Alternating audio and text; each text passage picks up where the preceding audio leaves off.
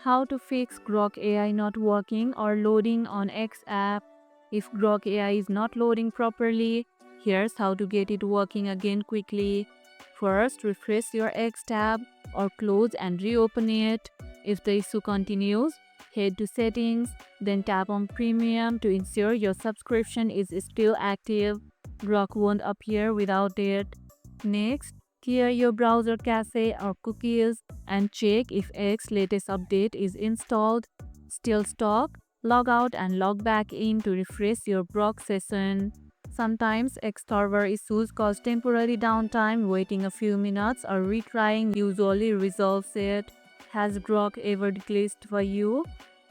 Tell us about it in the comments below. And that's how you can fix Grok AI not working or loading on X app. And if this video helped, hit the like button, share it, subscribe, and leave a comment. Thanks for watching, and I'll see you in the next one.